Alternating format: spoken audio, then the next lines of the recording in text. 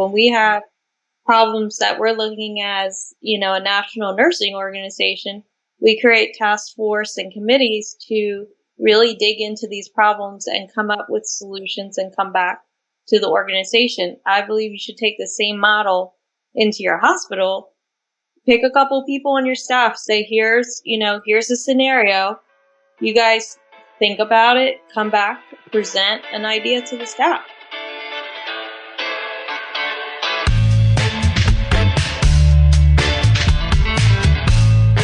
Clock in, scrub up, and join us behind the red line.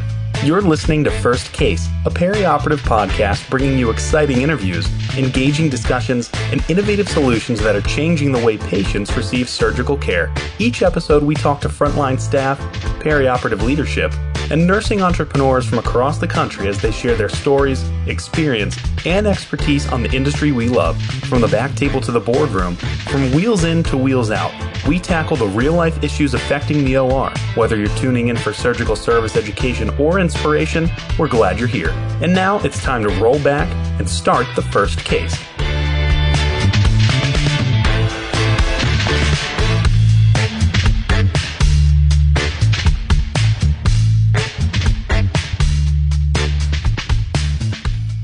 We are wrapping season 8 today with a conversation around listening with Kristy Wheeler, registered nurse and OR nurse leader. And Melanie, I've been excited about this one because we've had 7 great episodes leading up until this one.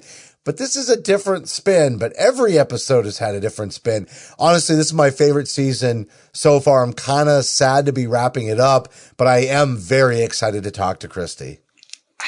I am too. I think it's just a really good way to tie a bow around the communication season is to not just sit and spend 8 episodes about talking, but let's actually dive into listening and let's do both sides of the communication relationship and really look at how we can listen better and how we can be more engaged. And I'm just excited to hear what she has to say and listen to her and have her tell us how we can be better listeners.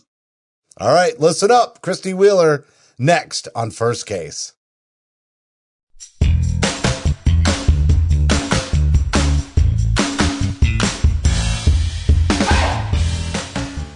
I'm Melanie Perry. And I'm Justin Poulin. A 17 Studios production, you're listening to First Case.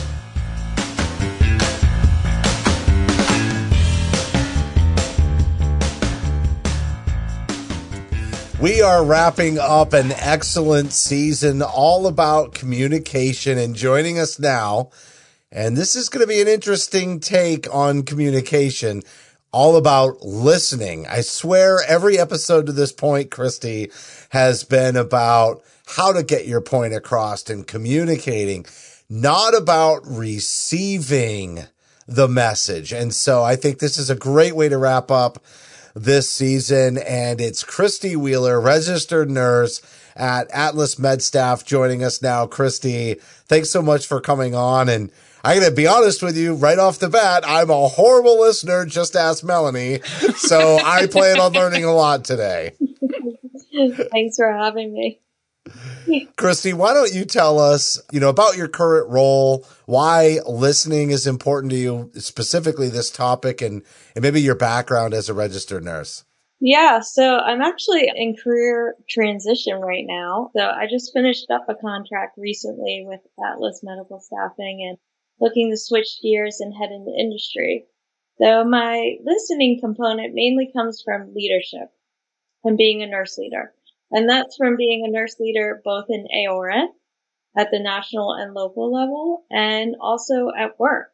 I talk a lot about in today's healthcare environment, we really can't control pay. We can't control hours. So what can we control? And for me, it's the ADLs. What can you do to improve your day for your staff members? And a lot of that is listening to your staff and what is their biggest challenges of the day. My example for me is we had this door that was between 2 ORs and it had a badge reader on it and it kept breaking. So every day the badge reader broke, nobody could get in between these doors. So it's a constant struggle, and then you have to work around to move equipment.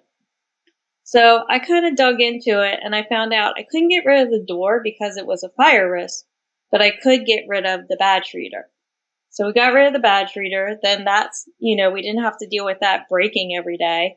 And now we can get to and from through the door without an issue. And it was something, that seems simple and not that grand of a gesture, but it made a huge impact to workflow and to the day. And the staff felt like, okay, somebody heard us and our problems and responded to it. Yeah, I love that you kicked off this interview with a story right away, because that's really what we're all about here, is telling stories so that people can relate and listen to one another and learn from those experiences. I think that's really a great story. And you said that you were transitioning a little bit and you're going to industry. So I'm not going to dive into that in this episode, but I can certainly tell you about my experience having done that. And I love how you tied all of this to leadership. And, that skill set is going to be carried throughout wherever you go, no matter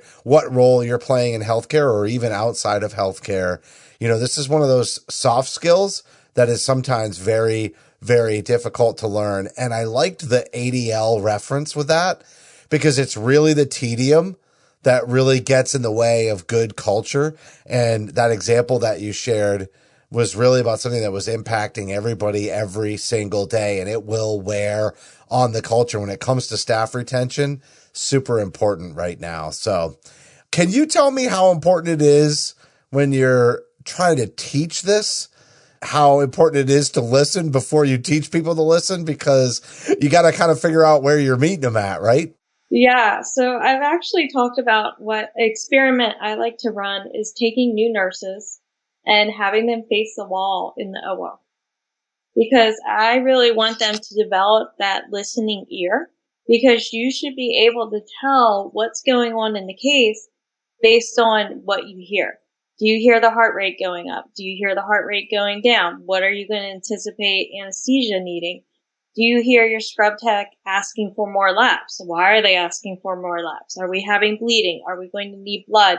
So I think it's, really, it is a soft skill, but it's a really important soft skill. And I believe it's not just a leadership skill, it's a skill for everybody. And it also helps with teamwork, because, teamwork does make the dream work. And I think in the perioperative environment, especially, I think teamwork is the key, because if we don't have good teamwork, we're going to have poor patient outcomes. And, you'll go to RL6 after RL6 or root cause analysis, whatever you call it in your organizations. And I will tell you, 90% of them come down to communication, and somebody didn't listen to somebody about something crucial that affected the patient's care. Every time. I guess I can't say every time, because there always is that one outlier, but 9 times out of 10, it's a breakdown in communication that leads to an adverse event, an adverse outcome. Someone didn't communicate clearly, which we've talked about all season long, or it wasn't communicated well, or someone wasn't listening. Either way, we've ended up with a breakdown in communication that's affected our patients. And I like that you mentioned that listening isn't just it is a leadership skill for sure. You have to be a good listener as a leader, but all of us, no matter where we are within the department, within the healthcare system, we have to know how to listen, whether it's working alongside our coworkers and communicating and going about our day with our cases, or as a leader. Listening skills are vital to be able to function every day in our role. And I think it's cool I was never turned around backwards in an OR and had to listen. And I'm sitting here thinking, okay, I'm going to be in the OR tomorrow. If I shut my eyes, would I be able to know what was going on? And I might actually take that exercise and just try to see how well I can hear it. But that's a really good technique. But there's also ways to teach listening to leaders. How do we do that? How do we instill listening skills with our leaders?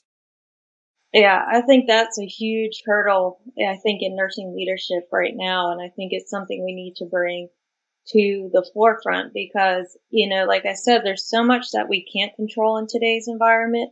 So being able to listen to your staff and really taking that time to connect with them.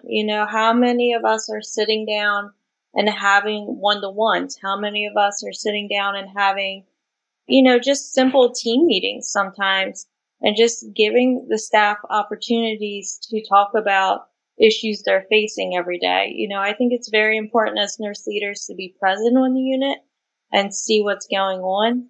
And, a lot of times it's hard depending on the area. We're facing a shortage everywhere. The whole world's short staff. I don't know what happened to everybody, but they've gone MIA since COVID came around.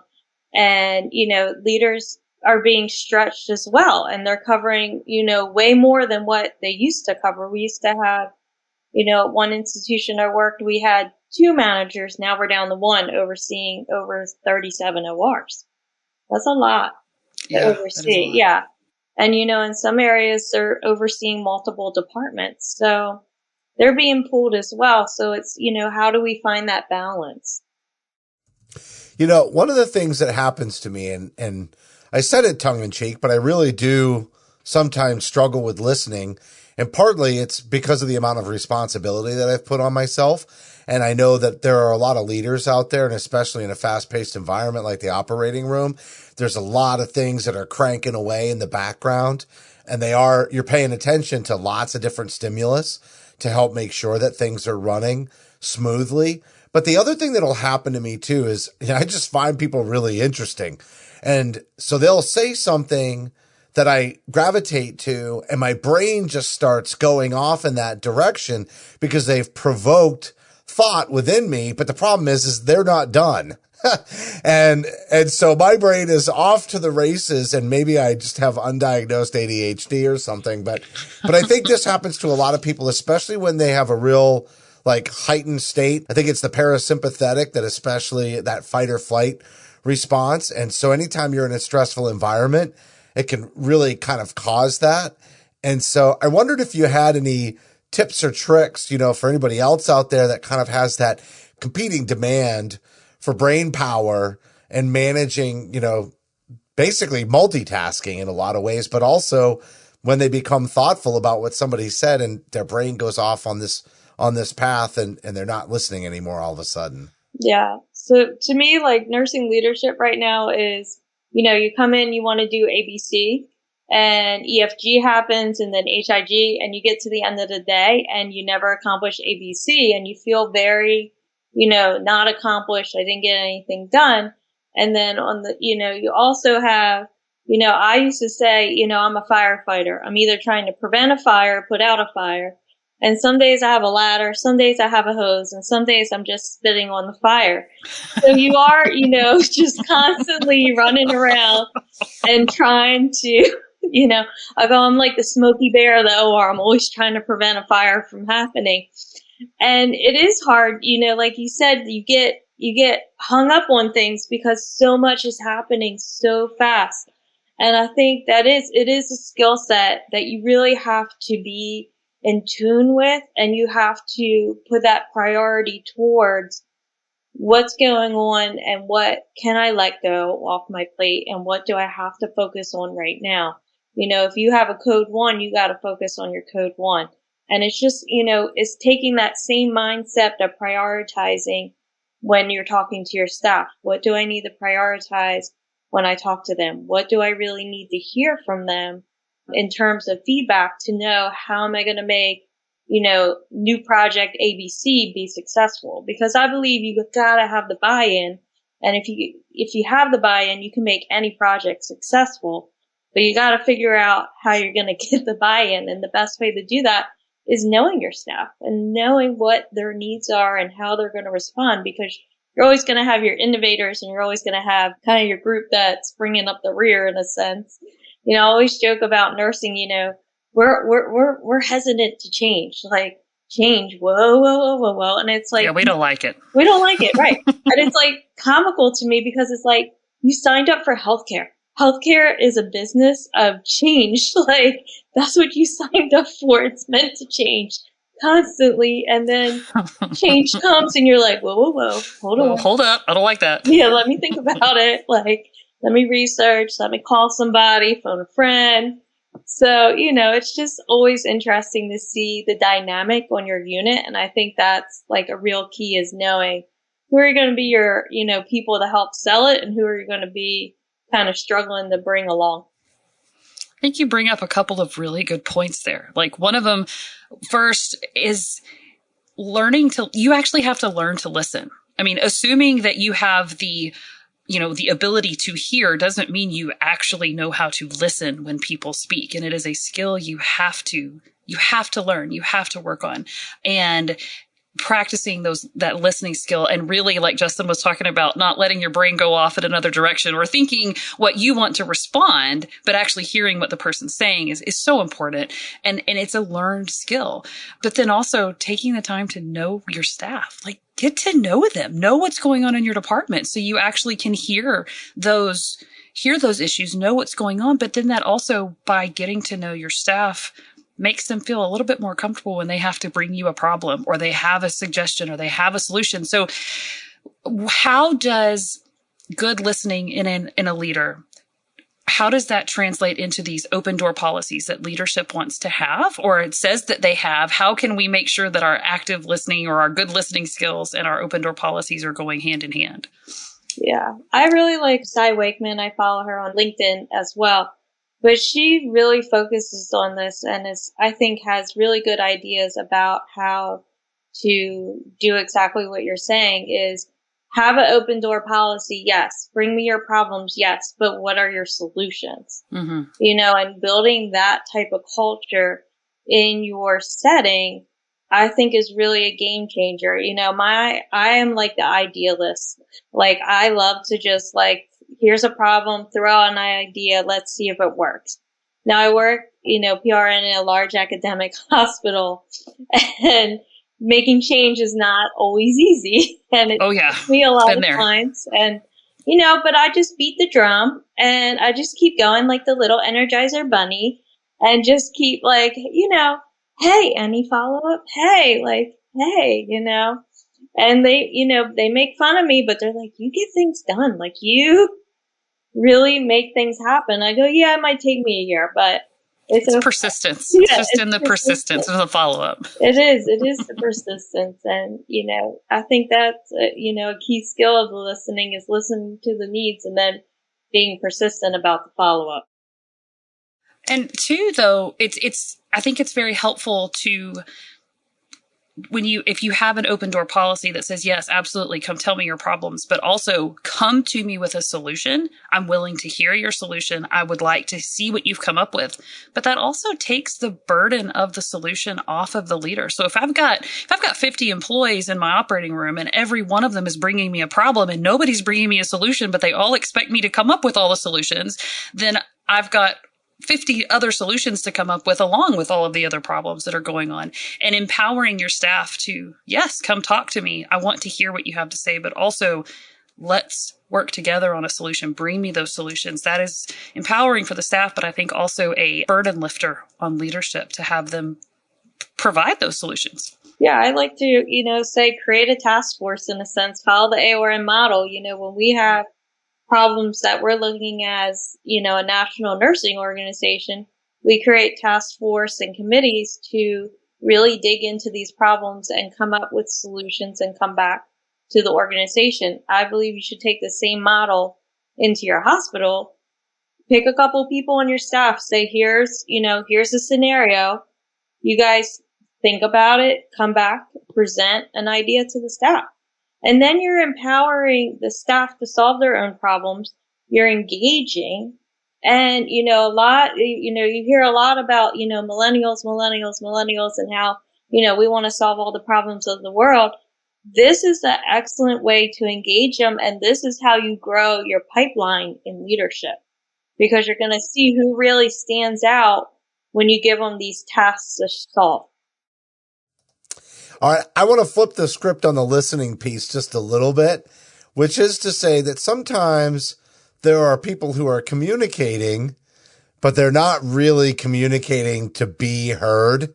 And so I also want to flip it around and say, if you want to be heard, if you're trying to be listened to, don't you have to go in with that intent as well? It's like sometimes people just want to dump, and there's a big difference between dumping and communicating something purposeful and being heard. Can we dive into that a little bit? I see you nodding, so I know I hit something. I mean, like, I remember being vividly administrator on call, getting woken up in the middle of the night, and literally this person called just to complain in the middle of the night. And I'm like, okay, so there's nothing for me to solve. There's nothing for me to fix. There's no decision for me to make. You literally just called, woke me up to complain. And I really wanted to be like, well, let me call you back at 6 a.m. when I'm up and you're sleeping and we can have this out, like, it's just like one of those things. And it's just like, it kills you as a leader, but it's like you have to deal with it. And it can be very frustrating at times because you are going to encounter those people 100%. And it's not even being in leadership. You can have it just with, whoever's working in the room with you for the day who just wants to vent and get it. Sometimes venting is therapeutic. I mean, sometimes you just got to get it off your chest and just unload. And I mean, I know in my own personal life, my husband will ask me, do you want me to listen or do you want me to offer to fix it? Because I need to know what role I'm playing here, And so sometimes I just need to vent. Just listen to me and let me get it off my chest. Now, maybe I won't call at 2 a.m. when somebody's asleep. I would hope not. I should, if I'm going to vent, I should be considerate with my venting and maybe even preface it up front. I'm just here to complain. And to make sure that there's somebody who is willing to be your partner in that, exactly. Right? Like, that's a little bit more of a phone a friend, not phone your administrator on call. Yeah. Oh, geez. I mean, fun times. Like, I always say that other duties assigned, like, you never know what you're going to get in that category. Oh, yeah, for sure. So let's shift gears then a little bit to those skills that we need when we are working on listening. And you hear the buzzword active listening because it really does imply that you're involved and you're paying attention when you're listening and words aren't just, bouncing off your ears. So what are those tips? How can we become better listeners or more active listeners? Right. I mean, I think, in the OR I always say we were cool before everybody else wearing our masks. And I mean, I know, and probably as well, Melanie, I could have a full conversation with somebody just through my eyeballs. Oh, yeah. Full-heartedly. And one time I got caught having not a good conversation. And I got a little bit of trouble because, 2 of us were talking about the third person and then the third person realized what was going on. Mm-hmm. Oops. So, yes. That to me, the eye contact is always there. And I always say, I think it's an OR thing. We're very in the eyes because it's the only part we see. And it's the first thing I notice about people is their eyes.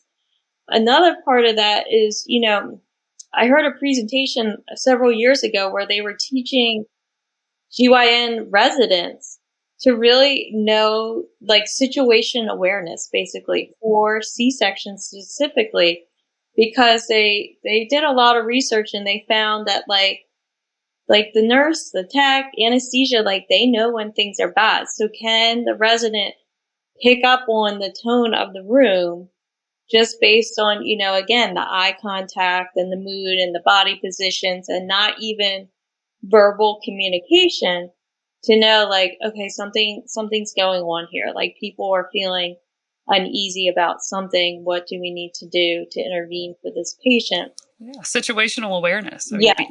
Paying attention to what is going on. Yes. And it's funny because I think a lot of times we get a vibe before we see that communication, right? Like, how many times do you walk into a room, just like you said with a surgeon, and all of a sudden, but it's almost like something we experience viscerally before we cognitively notice all of those different signs.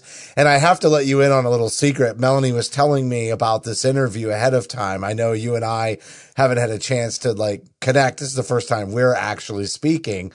And Melanie was kind of talking about this, how the eyes communicate so much and the importance of listening with your eyes. And I got excited about it so much that Melanie had to send me a note and said, don't forget, you wanted me to remind you about listening with your eyes in this interview. It is definitely something that is part of the nonverbal. I think body posture, and there's lots of other things that give us that visceral sort of knowledge of the room that we're walking into and how everybody's feeling.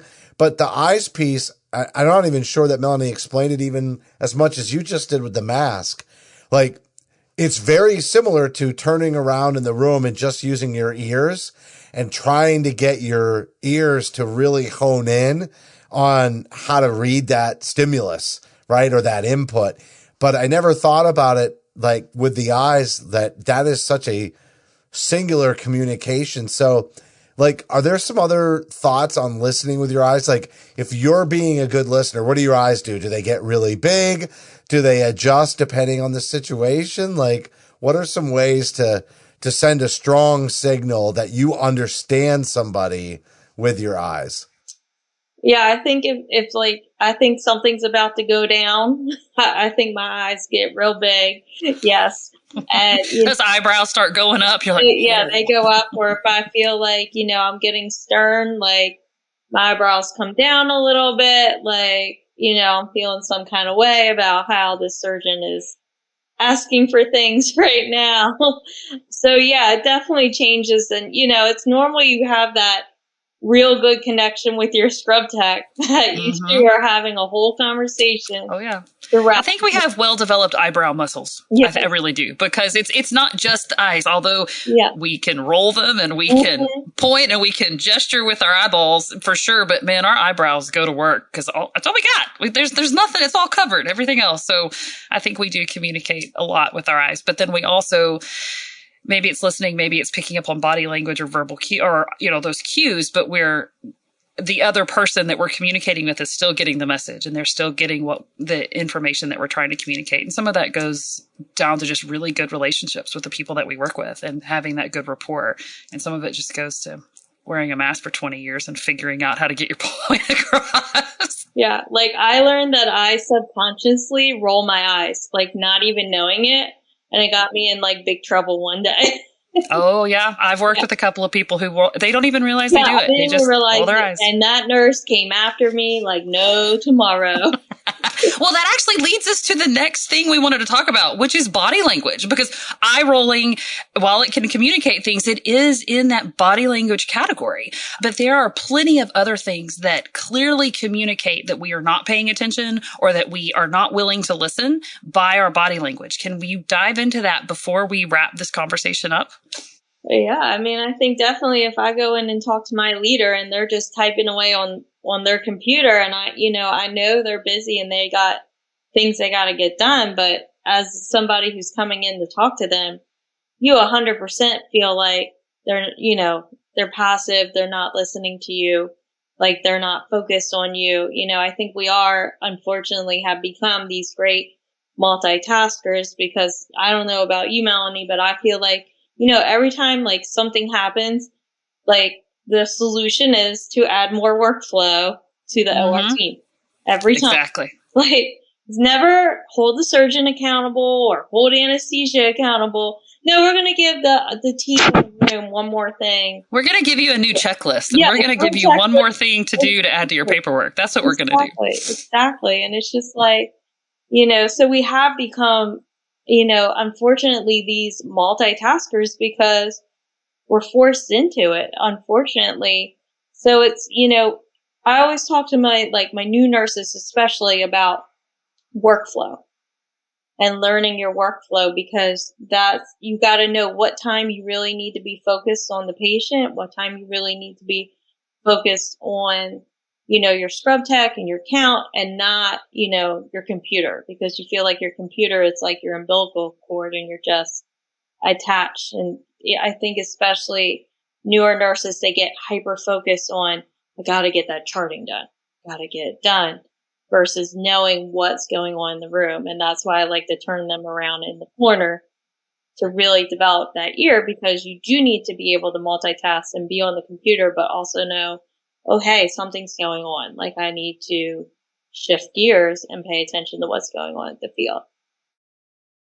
Yeah, you need to learn when to be present, whether it's present in the moment in the OR because you've heard that something's going downhill and we need to pay attention, or I'm at my desk, I'm typing away, somebody comes in and needs to talk to me. I need to stop typing. I need to give them eye contact and I need to pay attention so that I can actively listen and engage with the person who is standing in front of me, not the keyboard that is to my left, because that can wait if I have a person in front of me. Or if it can't, then I need to communicate that and say, I would love to hear what you have to say. Can you give me 5 minutes? And then we can talk. But there are so many clear ways to communicate and to really make sure that the people that we're interacting with know that we are engaged and that we are actively listening to what they have to say, for sure. Kristy, this was the best way to wrap up this season, all on communication. You are a phenomenal communicator, and not just nonverbal. And we didn't even let you practice a whole lot of listening. I might have had a couple of long questions, but you didn't even get to role model listening. I'd love to see that in practice, when you're not the interviewee someday. So, but really, really, this has been an excellent episode. I can't thank you enough for sharing your thoughts on this topic. Yeah, luckily there's no video, so they don't see my hands going 50 miles an hour. Because that's how I talk. I have Italian in me, and I talk with my hands. It's okay. I do too. We're good. I do too. I'm French, so I'm not sure. I think there's lots of lots of heritage that we inherit with the talking with the hands. Yeah. All right. Great job. Thanks again for coming on. Thanks for having me.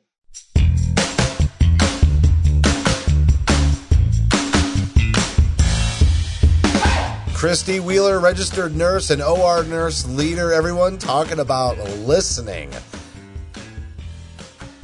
Just giving you a moment to listen there as we wrap this season on communication. I got you. I even got Melanie, by the way. So just making a point of emphasis as we wrap this up. I thought Kristy did a great job. I know you're going to say the same thing I am, Melanie, which is figuring out ways to really enhance and practice those skills. I loved that exercise. Face the wall and listen to what's happening and tune your ears to the environment. Yeah. I mean, I think we're very distracted. We have a lot going on, and putting listening to the forefront and paying attention and being present in the moment and really being aware of what's going on are key to making sure that we not only work well with our fellow coworkers, but also deliver the best patient care that we can because we're in tune to what's going on and we're paying attention. All right. Listen closely as we wrap this season. The best way to listen to this podcast is by downloading our smartphone app for iPhone and Android. And yes, I am the cheesiest, but we really would love it if you downloaded the smartphone app. Some episodes have got bonus content, but if you're already listening to other podcasts and this is kind of your thing, obviously we're available on any podcast application and you can subscribe. And we'd also love it if you followed us on social media, LinkedIn, Facebook, and definitely get involved in the conversation. Talk to us, put comments on the post. Honestly, I'll say I do 3 or 4 of these different podcasts. This audience is phenomenal about commenting and engaging, and you all are out there to share with each other. We see it every single day. So if you're somebody that has wanted to put a comment on a post or listen to an episode and wanted to chime in but hasn't, this whole audience, this community on LinkedIn, very welcoming, and we want to see what you have to say. Definitely share your insights on the posts. Any content that we're putting out on LinkedIn and Facebook, we want to hear from you. And speaking of feedback and listening, we would listen to you if you would want to send us an email to info@firstcasemedia. Am I going over the top, Melanie? info@firstcasemedia.com. And on behalf of Melanie and myself, thank you for listening to this episode of First Case.